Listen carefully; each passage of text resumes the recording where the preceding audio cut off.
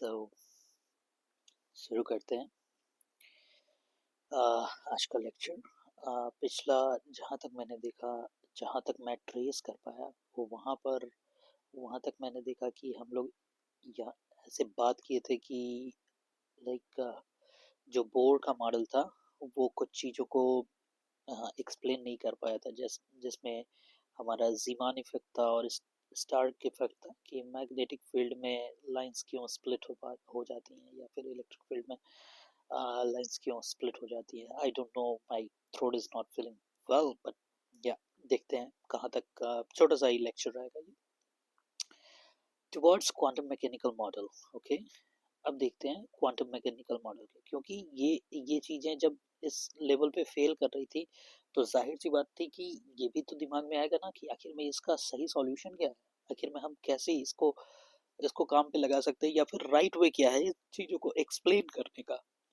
Okay, in view of shortcoming of Bohr's model, वही बात जो मैंने बताई, क्योंकि वो पूरी तरह से एक्सप्लेन नहीं कर पा रहा था। Attempts were made to develop a more suitable and general model of atom.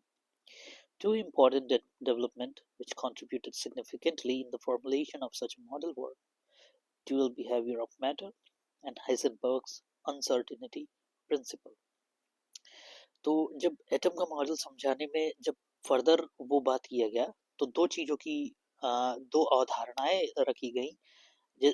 दो अवधारणाएं, ये दोनों थ्योरीज एटम को एक्सप्लेन करने में काफ़ी हेल्प की, जिसमें से था dual behaviour of matter. Hindi में बोलें तो कण की द्वैत प्रकृति द्वैत प्रकृति और हाइजेनबर्ग का अनिश्चितता का सिद्धांत। अनिश्चितता का सिद्धांत okay. Dual behaviour of matter. A French physicist, de Broglie, in 1924 proposed that the matter, like radiation, should also exhibit dual behavior. कहने का मतलब ये था कि रेडिएशन का तो पहले पता था कि ये ड्यूअल नेचर शो करता है, लेकिन बाद में पता चला है कि मैटर भी ड्यूअल नेचर शो करता है। Both practical and wave-like properties, both particles मतलब कि कण और एक तरंग जैसी भी प्रकृति शो करता है कण के साथ साथ।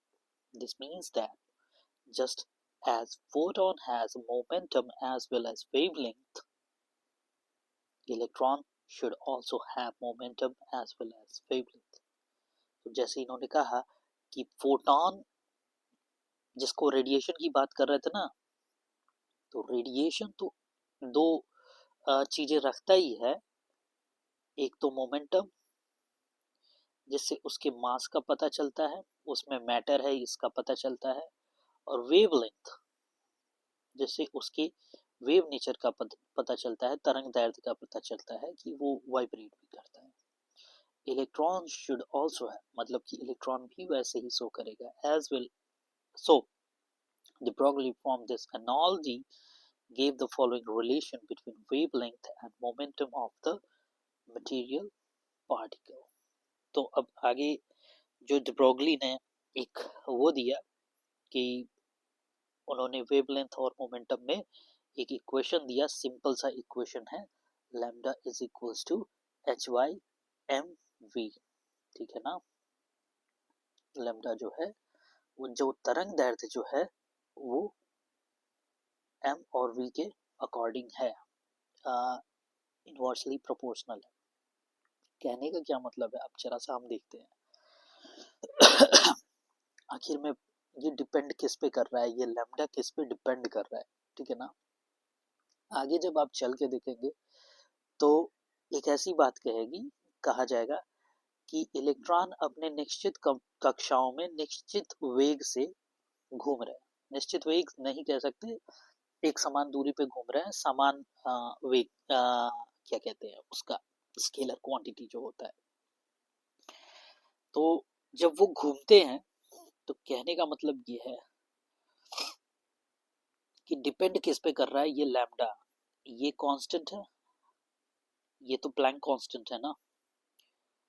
वी भी अगर जो एक निश्चित कक्षाओं में निश्चित वेग से घूम रहा है, निश्चित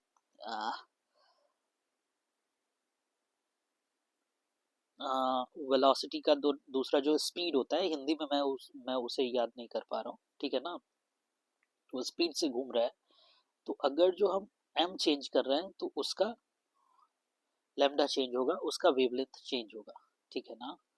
तो वेयर, अब यहाँ तो सीधे समझ सकते हैं कि m जो होगा उस पार्टिकल का मास होगा, v इसकी वेलोसिटी होगी, p इसका मोमेंटम होगा, ठीक है ना।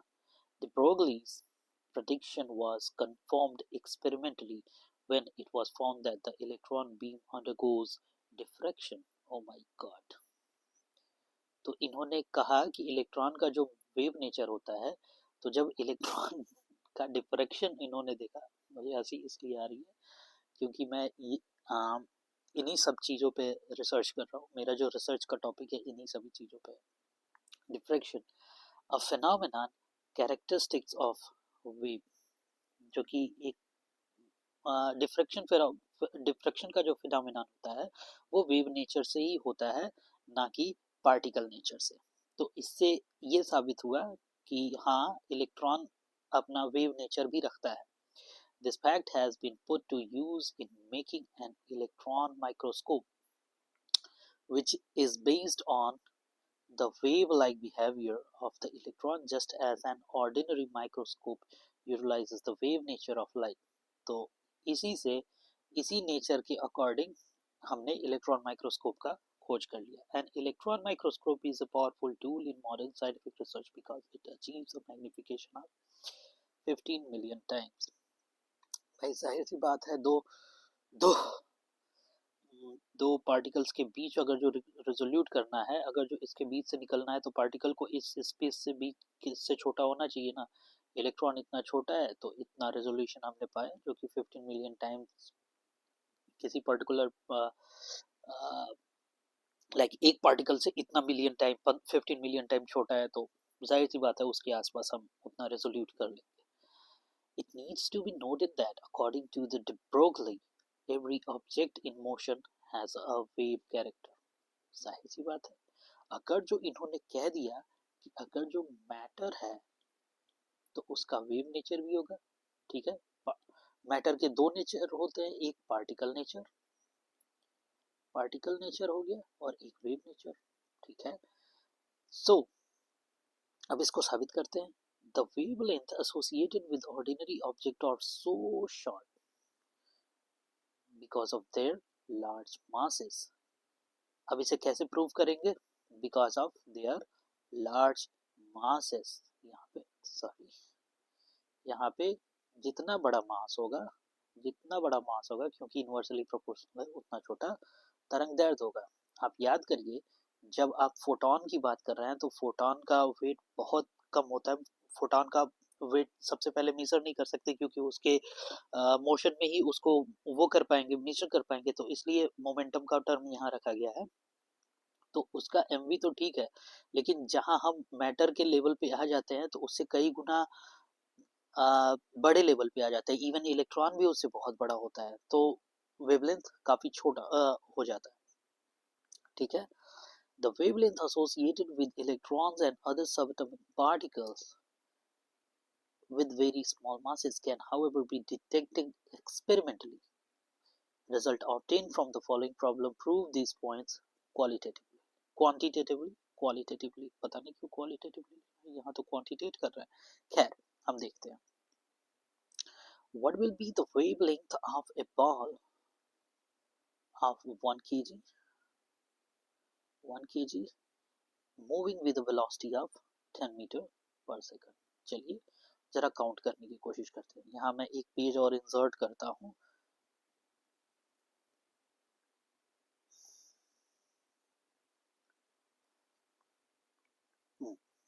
तो कितना दिया है? मास आपका दे दिया है 0.1 kg एंड वेलोसिटी आपका दे दिया है 10 मीटर पर सेकेंड। इक्वेशन किया था, वेवलेंथ पता करने की कोशिश करना है ना। हाँ, h by mv which would be